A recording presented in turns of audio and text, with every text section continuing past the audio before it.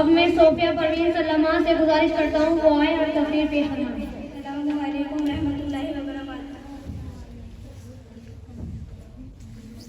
الحمدللہ وکفی والسلام علی عبادہ الذین اصطفی اما بعد فاعوذ باللہ من الشیطان الرجیم بسم اللہ الرحمن الرحیم۔ یا ایھا النبی قل لازواجک وبناتک ونساء المؤمنین یدنین علیہن من جلابیبہن ذلک ادنی ان یعرفن فلا یؤذین وکان اللہ غفورا رحیما۔ محترم حضرات، میں نے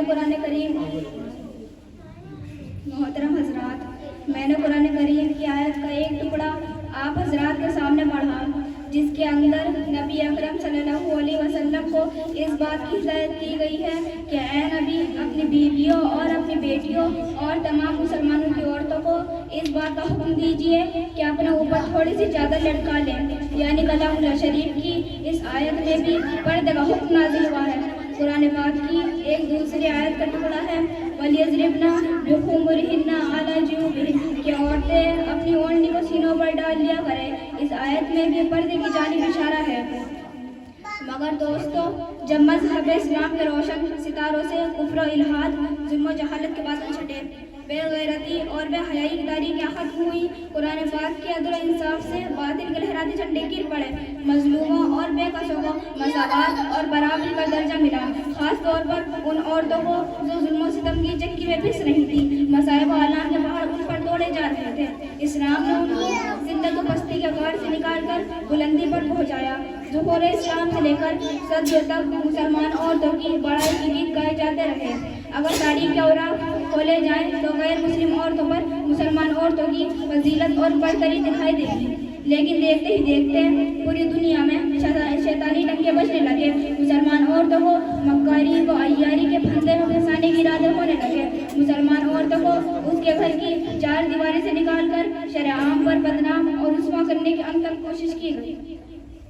محترم دوستوں، اگر اسلامی دشمن طاقت یورپ، امریکہ پردے کے خلاف نعرہ بلند کرے تو ہمیں اس پر کوئی تعجب حیرانی نہیں، چونکہ اسلامی تعلیمات کو ہر طرح بدنام کرنے کا ان کا شیوا بن چکا ہے۔